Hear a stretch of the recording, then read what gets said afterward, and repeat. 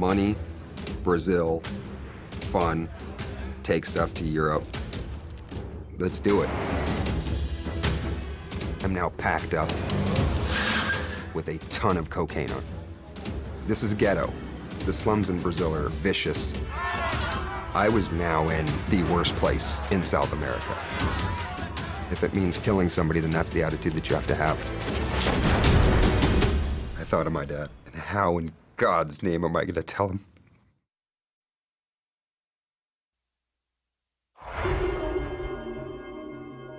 From Wondery, this is Locked Up Abroad. I'm your host, Jim Clementi. Today we bring you São Paulo Deathtrap. It's Los Angeles, 1993. Brendan Cosso is a 23-year-old, carefree party guy living the high life, running the VIP room at one of the hottest clubs in Hollywood. The Roxbury caters to the A-list celebrity crowd, and Brendan is at the center of it all. He and his best friends, Sebastian, Julio, and Guy, are on top of the world. Young, fun, and unstoppable. Until John, a wealthy businessman who frequents the clubs, offers Brendan $50,000 to go to Brazil and pick up a package. He even cuts Brendan's friends into the deal. 5 days in San Paulo, all expenses paid. What could possibly go wrong?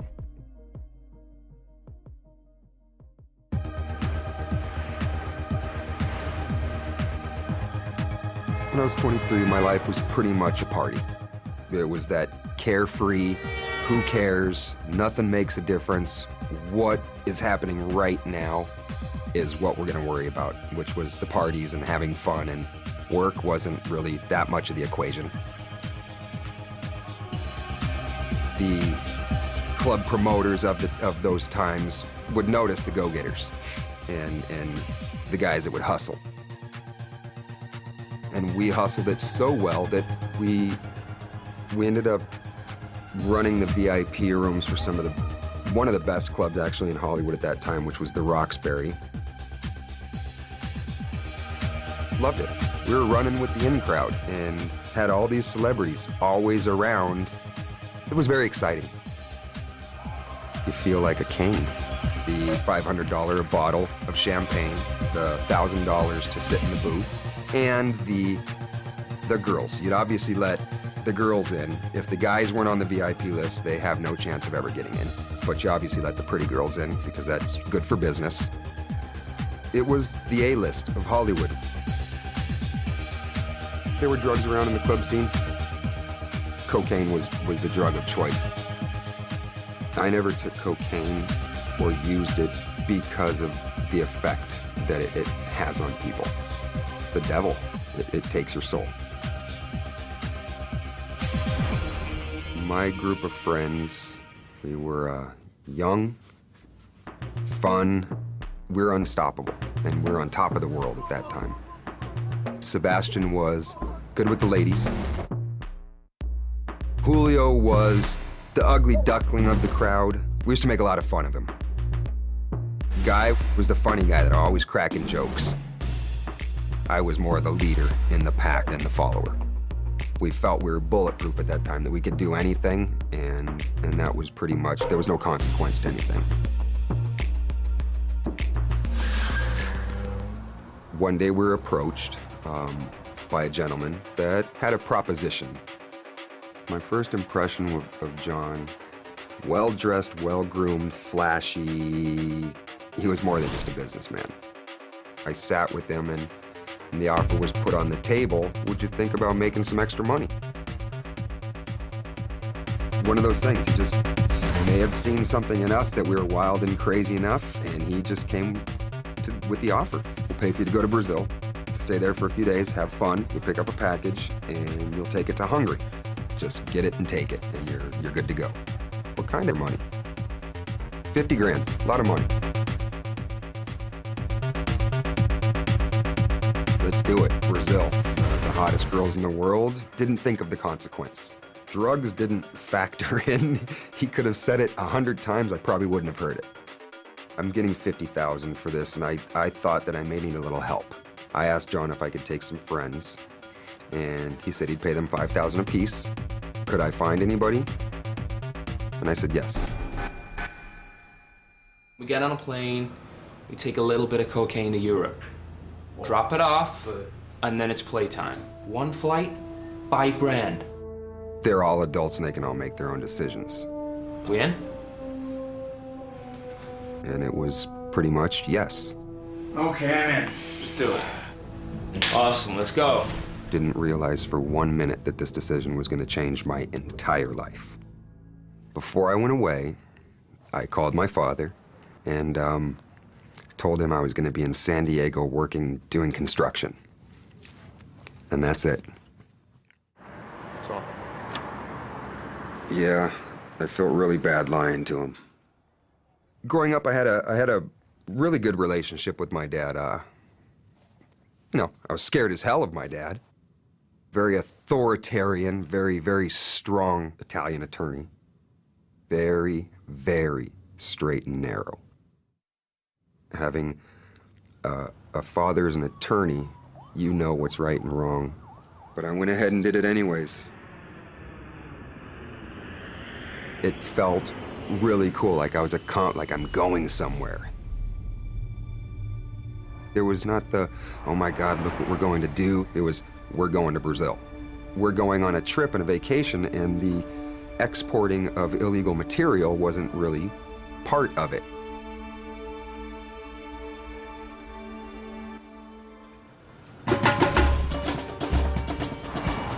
First thing getting out of the airport was the smells, the scent of Brazil. A mixture of alcohol-burning cars, jet fuel, tropical weather, gasoline, fumes, pollution. I can still smell it to this day. And being away, being out of the country, being not where my parents were, feeling like we're the kings.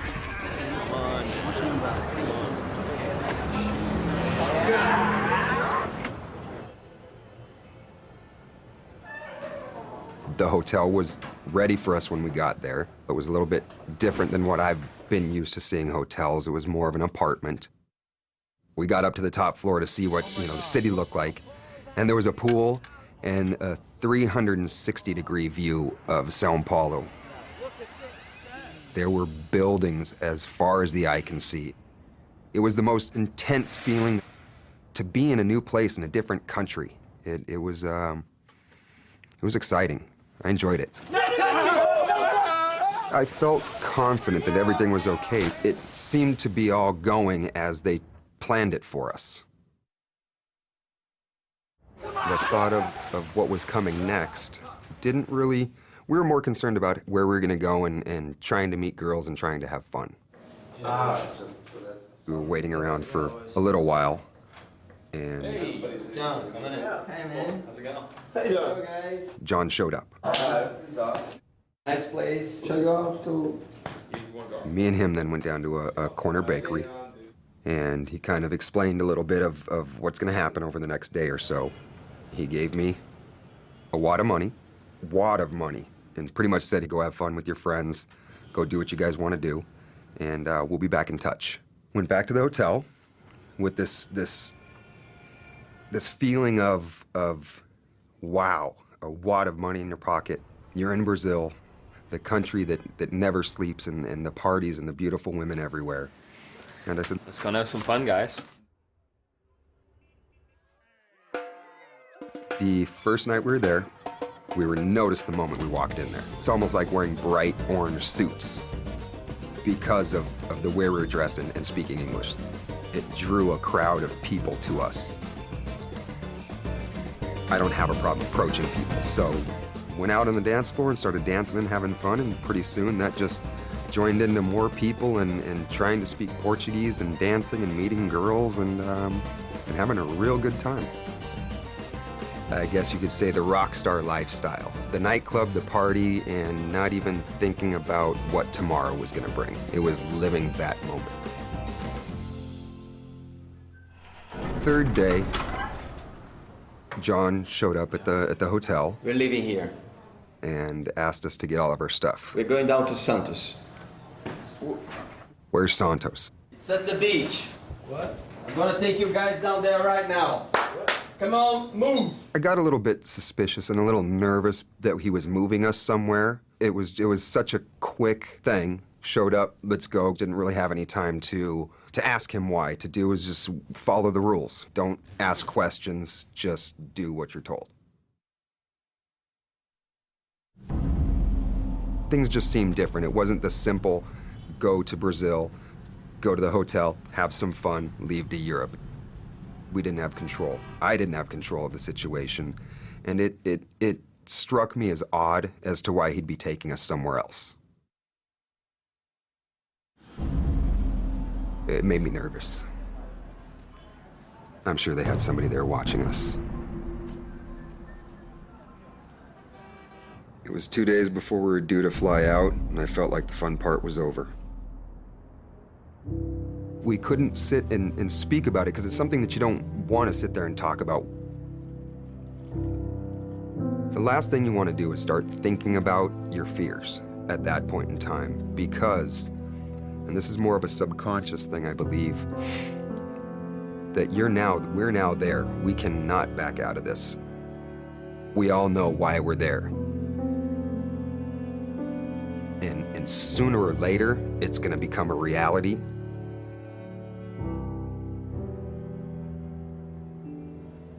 The next day, John showed up to the hotel and told us to gather our things that we're going back to São Paulo.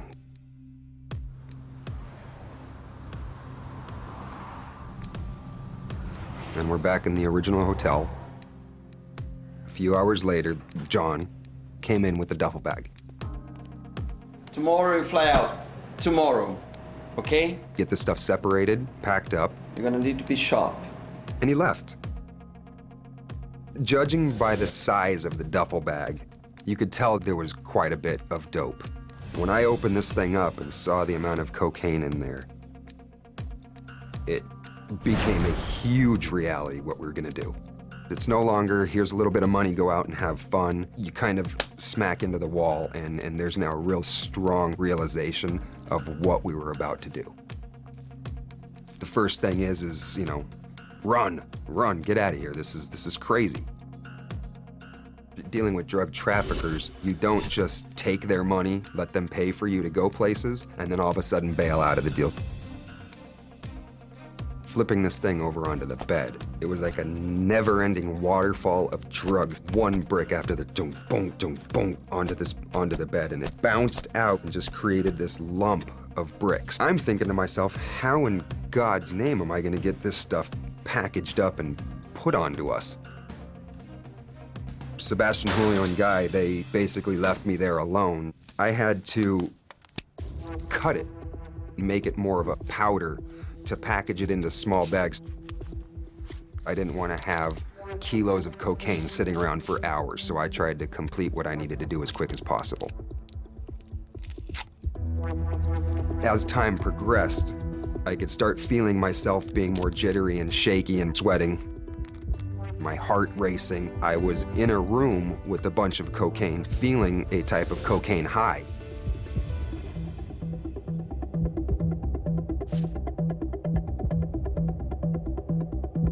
When I finished packing it up, there was a huge sense of relief, but I literally was wired for a few hours. I was going 1,000 miles an hour.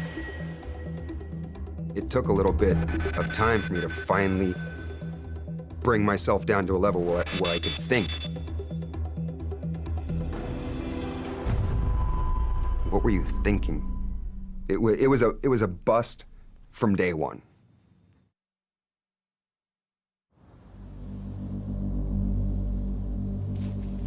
Next day, John comes to the hotel Get your stuff. Move. with a very different attitude. Now. He said, get your stuff, we're leaving. Move.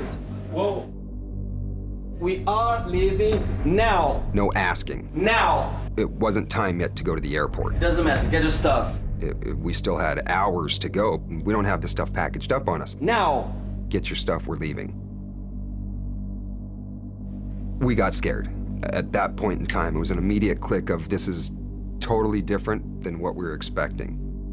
He put the bag of cocaine in the taxi, All four of us got in the cab. He took his own car. Not one word was spoken to the taxi driver. He just drove. The trip from the hotel, you're watching yourself progress into something that's spinning out of control. And it's slowly but surely getting worse and worse.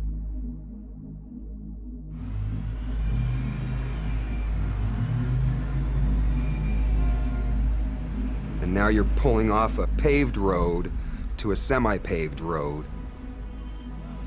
You see a chicken run across the street. And now we're going into an environment where this is ghetto. The slums in Brazil are vicious. I didn't want to get out of the car because it was such a nasty looking neighborhood. It was so intense and so rushed that I had a sense of disbelief. We got out of the car and rushed us up into a room in the hotel. The taxi driver stayed outside the hotel the whole time and was going to be taking us to the airport. That's where we all made it clear to each other that we were now very nervous and very scared. It was just get yourself packed up and ready.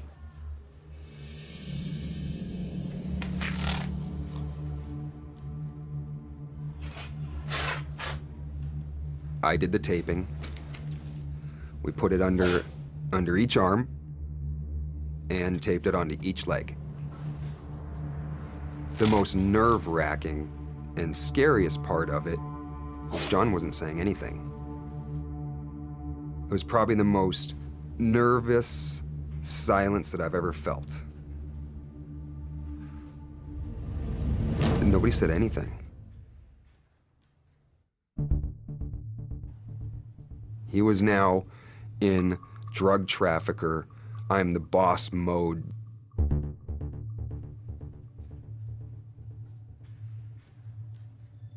It was time for them to tape it onto me. And I didn't put it up under my arms, I just had it on my legs. I wore a pair of shorts just so I didn't look as conspicuous, because I only had it on my legs. So why is a guy in shorts gonna be strapping drugs to his legs? To me, you couldn't tell that we're anything out of the normal. Now that this stuff is now taped onto my body, it was like when you lock a door. Reality is I'm now packed up with a ton of cocaine.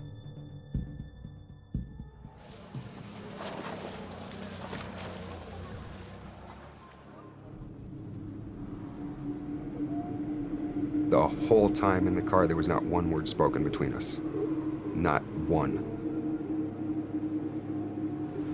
There was a very foul sense of what was happening. This was big time. This was it. We're now on the way.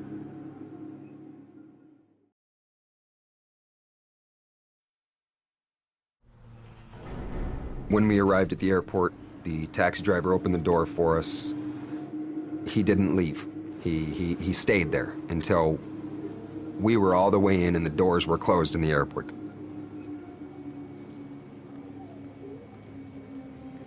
We got to the airport 3 hours before our flight. I can't say that we look like just the average person walking through the airport, because I truly don't know.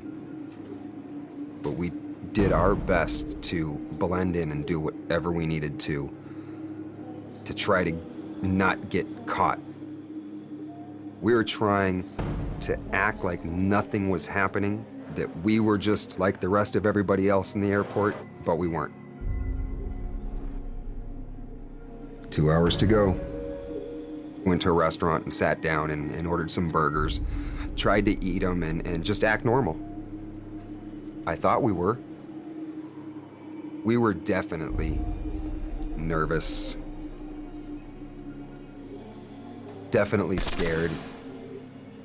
Maybe looking back on it, trying to blend in too much.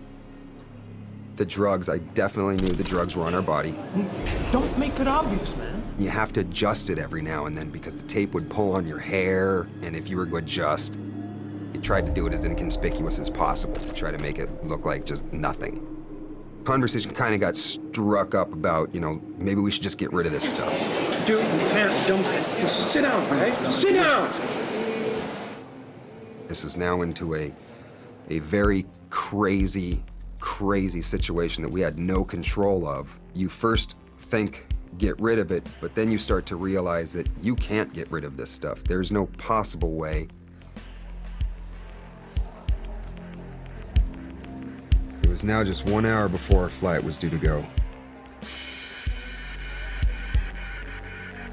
You're counting, looking at your watch, counting to when your flight's gonna leave, when you have to go in through the customs area.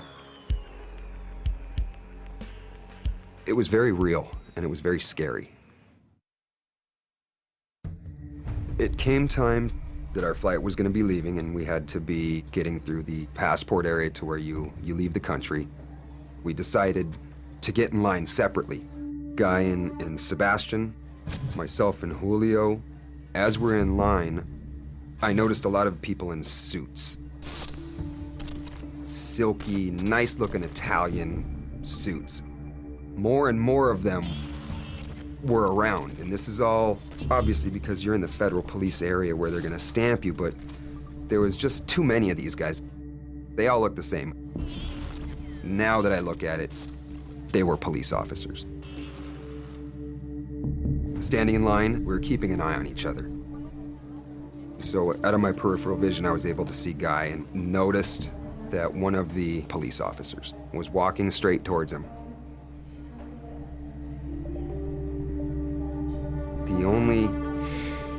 The only feeling that I can describe is being knocked out or losing consciousness. He got right up next to Guy and put his hand on his shoulder and tapped him right under his arm, exactly where the drugs were. The surprise in Guy's face was kind of like, I don't understand. I knew right then and there we were done. It was almost like passing out. It goes black, just like a black.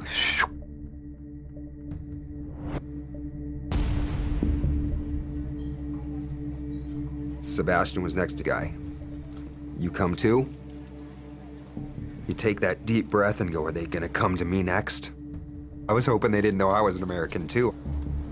And this was all within seconds. And then again, it could have been 5 years. I wouldn't have known the difference in time at that point. It was over. That was it. It was a very scary thing. I knew we were in trouble. I didn't know if we were gonna ever go home. I felt my dad. I knew I was gonna break his heart with doing what I did. Yeah, I thought of my dad. I thought a lot about my dad. And how in God's name am I gonna tell him? How am I gonna call him and tell him what I did? We weren't believing what was actually happening, that this was actually taking place, that a few weeks before, I was telling some guy, yeah, and now I'm going to prison for it. You take off your shirt. Guy lifted up his shirt and took it off. It was right there. Take off your shirts. But I took off my shirt, and I didn't have any drugs under my arms. I was hoping, maybe, I don't have it. Put your shirt back on and you can go ahead and go, but you guys gotta stay. Until they said, take off your pants. I didn't want to take them off. You want me to take them off for you? You're seeing millimeter by millimeter, vividly, as I'm pulling down my pants. you get down to a certain level and all of a sudden the tape shows. And then it's down to the ankles and you're just standing there with a bunch of cops looking at you, and the glow in their eyes about what they had just succeeded to do. It was a deathfully frightening experience.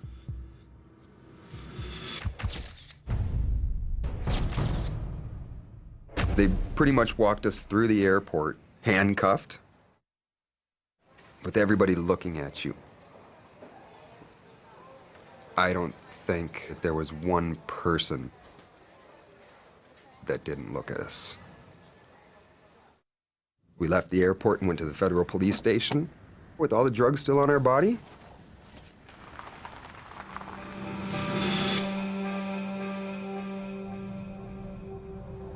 When we arrived at the federal police station in downtown São Paulo, they let us know that there was no room or no cells available. We would have to be locked in the elevator. In there. Yes. This is unreal. They let us into the elevator, closed the doors, dropped us down in between 2 floors, and left all 4 of us in there.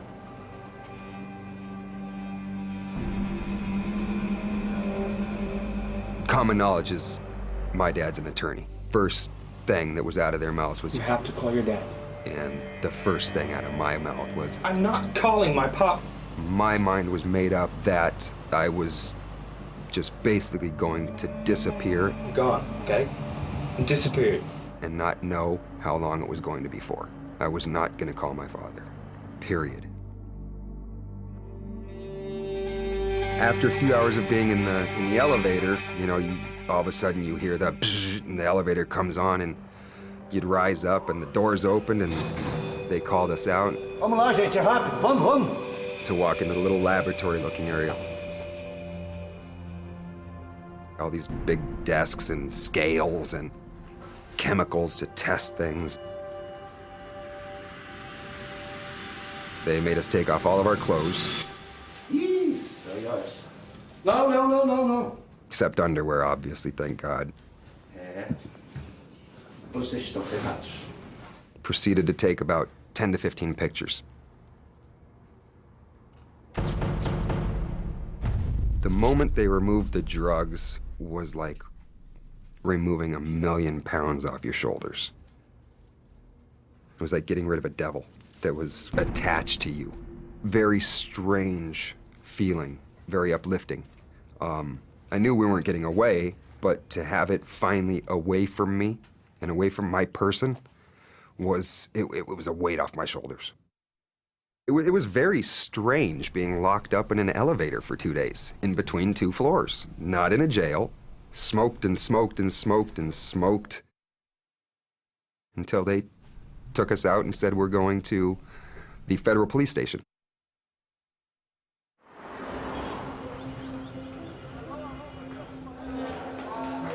There's not a single word that can really fill in how I felt.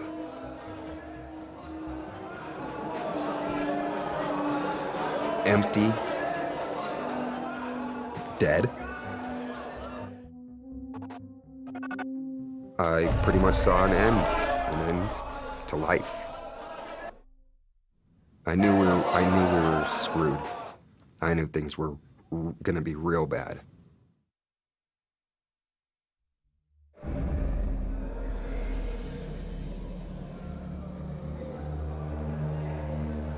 I got the life scared out of me, not knowing what Brazilian prisons were like, period. Looking back on that, maybe I should have known before I decided to say yes. Pretty horrible place to think that you're gonna have to spend some time in.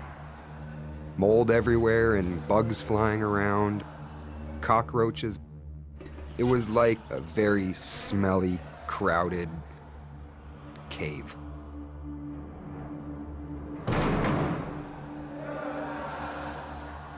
The other prisoners went all the way from Asians. There were a few Europeans, and there was plenty of Nigerians and Brazilians. The Nigerians Welcome. were the first ones to really speak with us about what we did, and since they're kind of the drug traffickers, Why are you guys here for? Drugs. Yes. they automatically had a kind of a tie with us. You know what I mean? Once we got to know the Nigerians, people didn't bother us after that. We were in jail for close to a week already, and the question now was, what are we going to do? Look at this place. Guy, Julio, and Sebastian were, you need to call your dad. It's not an option. I was still on that point of, I'm disappeared. You have to call your dad. I lied to my father where I was going. Now how am I going to tell him I'm in prison in Brazil? I knew the only person, really, that could help was my father. Guard! So, I called my dad. Dad? The first thing out of his mouth was, "Why do you sound so far away?" I'm not in San Diego. I said, "Where the hell are you?" I'm in prison in Brazil. And silence. A lot of silence. It seemed like hours. And it was probably 2 seconds. What's a father gonna say to his kid that's in another country in prison, let alone for drug trafficking? I'll be down there and get you. We'll be down there as soon as we can. I'm calling the American consulate right now and my friends. His words of advice to me were, "You're tough as nails. Suck it up. I'll be down there in a week, and don't let anything happen to you." A few days after, the Nigerians basically said that they were going to be escaping. They had taken care of one of the guards, and they had a bunch of tools, a bunch of hand drills and picks that somebody had brought in for them. They would slowly chip around the concrete. Day by day, that progressed, and they would keep it covered up with a poster. And the guards never ever came inside the cell really to check on anything.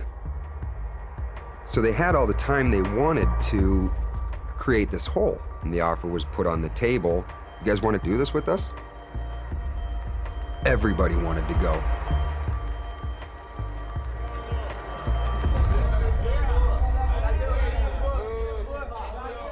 The night of the escape, there was the Nigerians were gonna supply food and drink for everybody in the jail. They made a big bucket of punch to drink with some food. And we were told not to drink it. It was gonna be mixed with sleeping medicine. And this was a very vivid memory. The atmosphere just became very relaxed because everybody was falling asleep.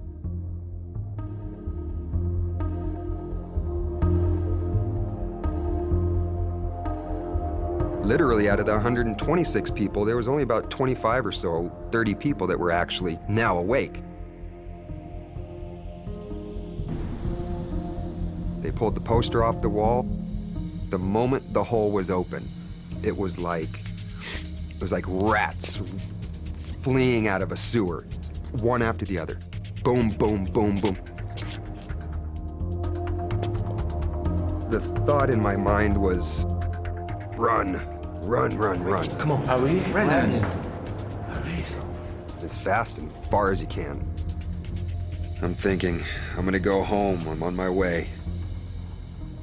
And I basically climbed up and stuck my head out of the hole and looked up, and there's the sky. There's the sky, there's no longer that rancid smell. Now I'm breathing fresh air outside and looking up at the sky, and there's freedom. It was that same beautiful smell of pollution. Gas cars mixed with alcohol burning cars with just that beautiful smell of tropical downtown São Paulo. It was there, it was within my reach, but no.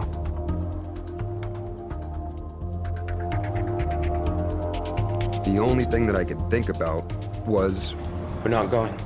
if you run, you're gonna run the rest of your life. And it's not how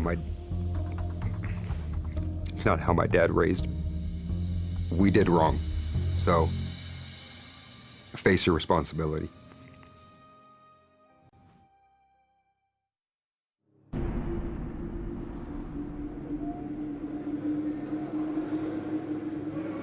Next morning after the escape, the door slamming open,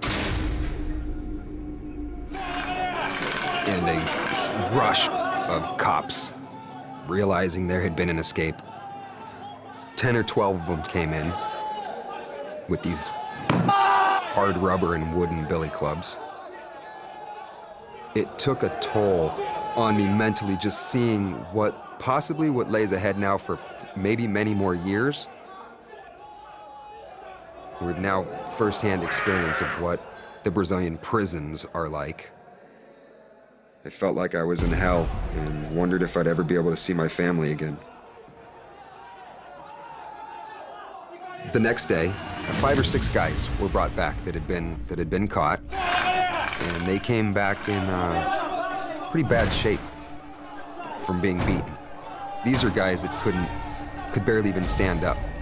Now it was just survival mode. Live on a day-to-day basis now. Survive today, because you don't know what's going to happen tomorrow. We were taken from the federal prison to the courthouse, and so began the long judicial process. The attorney started speaking with the judge, judge speaking to the attorney, but speaking with a very stern, very angry voice. You can tell that he was not one bit happy with who we are and what we were doing in his country. After the first court date, when our lawyer came back to see us, the judge basically right off the bat told him, I'm gonna give them 25 years each. They're gonna be made an example of. You go back to them and you do better than that, okay? You do better than that.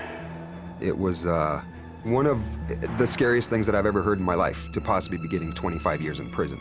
I think it was a complete breakdown on everybody. Our souls dropped. Life was done. 5 or 6 days later, Bingo, come here. And when I walked to the jail cell door,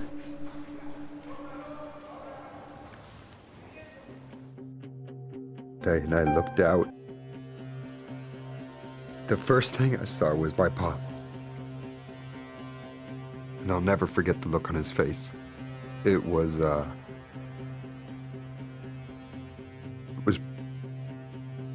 like being born. Like seeing an angel, I guess. Just looking through the walls and seeing my dad there. He said he was coming, and he was there. He just gave me a hug. And we sat there for about 5 minutes without even talking. Okay. Slapped me. What the hell's wrong with you? And we're gonna get you out. To the last drop of my blood, you're gonna come home safe. I have a suitcase full of money. We'll figure it out.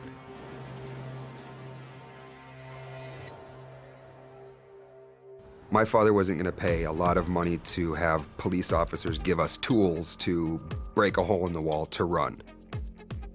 Either you're paying and I'm walking out the front door and getting on the plane somewhere, or we've got to go about this the legal way. Obviously, the first choice was try to get us out with a bribe. Nothing ever came to fruition of that. And so the suitcase of money then became the lawyer's suitcase of money. Next court appearance, we are taken up to the courtroom, and the evil judge is no longer there. Our attorney asked the old judge that if he could possibly be on vacation during our sentencing. He pretty much had to take a vacation. Let's just leave it at that. The new judge of our case was our attorney's student, and she is now a judge. She was in her first year of being a judge. There was no conversation between us, really. It was attorney, judge. We just took it for what it was, and 40 minutes later, court was done, and our attorney said, okay, that's it. You guys got to go back to jail now.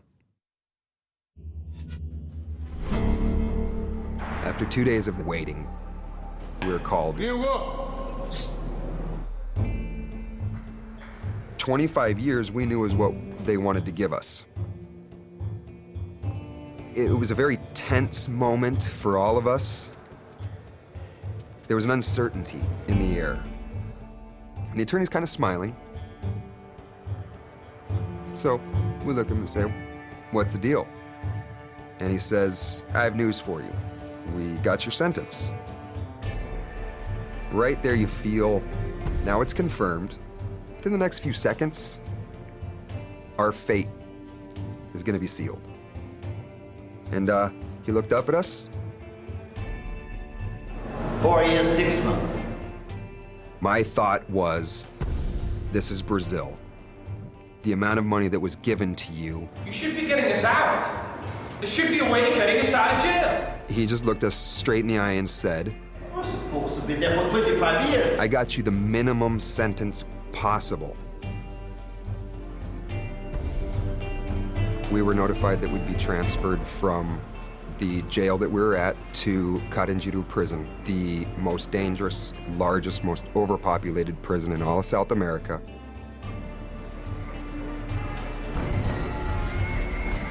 Where 9 months prior, there was a massacre of 111 prisoners.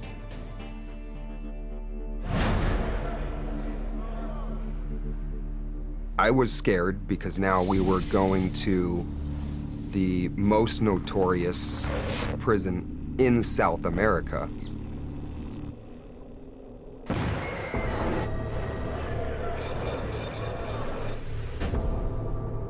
One of the first things that we noticed is passing Pavilion 9, which is where the massacre of 111 prisoners took place.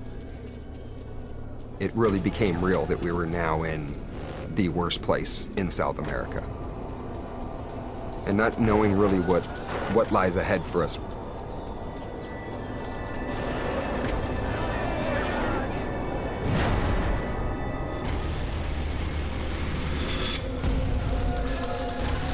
As I was being checked in, they checked in another prisoner, and it was brought to everybody's attention that he was a child molester. The guards and the prisoners proceeded to put lipstick on him, put a dress on him, pierce his ears, put cigarettes out on his head, give him quite the working over. And I caught that firsthand as my first experience being booked into the Carandiru prison. Now you're running a lot of the risks of danger. You're in an open environment where there's almost no control.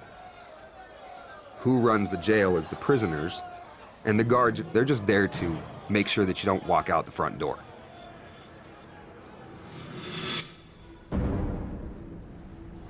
The prison was divided up into 4 different blocks. Pavilion 1 and 2, rapist, murderers, some child molesters. Pavilion 3, mass murderers, vigilantes, people that had killed numerous people. Pavilion 4, where we were sent to, police officers, common thieves, and few people with educations. I had no idea whatsoever what was in store. during summertime. A guy was playing soccer in the quad with other prisoners, and he was wearing a pair of white shorts. When he pretty much took a shower, the white shorts then became more like what you'd see in a wet t-shirt contest. He walked out of the shower and back into the quad, not knowing, and we got a lot of hooting and hollering. A lot of people made fun of him and got a little rambunctious. A couple days after this incident, a prisoner had walked by and made a comment about Guy's butt.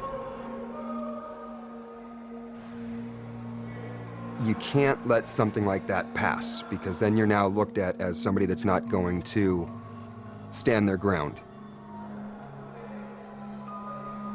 If it means hurting somebody or killing somebody, then that's the attitude that you have to have.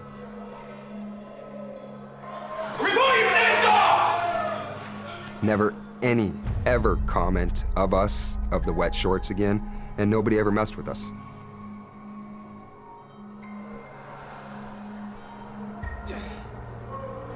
The daily routine in prison, you look and you try to find things that occupy your time and your brain, because if not, you'll consistently think of freedom. I drew a lot. I read hundreds of books.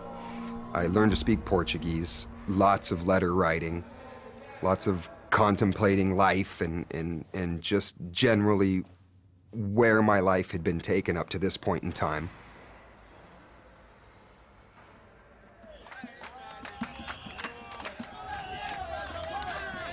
What I learned in prison was no amount of money for freedom. Period. No. You couldn't give me $100 million to give up one day of freedom. 1 minute of freedom. It's not worth it. It's just not worth it at all.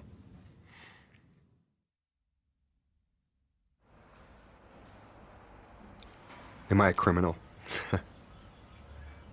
No. Punk? Without a doubt. I consider myself a person that made a very wrong decision and has learned from it.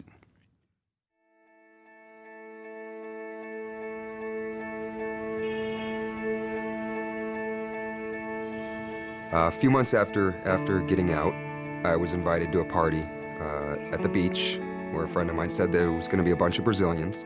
I ended up going and meeting this beautiful Brazilian girl that a few months later I had asked her to marry me. And her mom flew up to meet me. The first thing she said was, "How in the hell do you speak Portuguese so good?"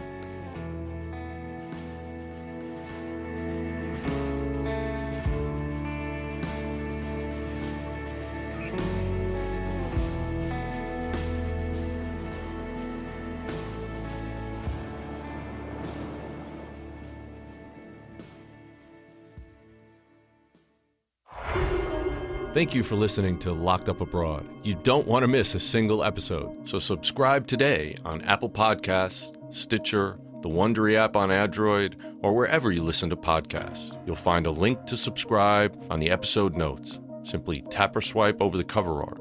You'll also see some great offers from our sponsors. Please support our show by supporting our sponsors.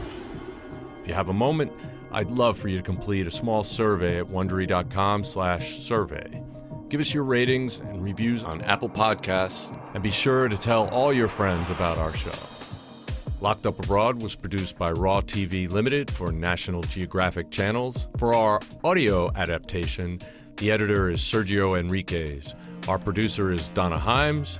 Our executive producers are Jeffrey Glazer and Hernan Lopez for Wondery.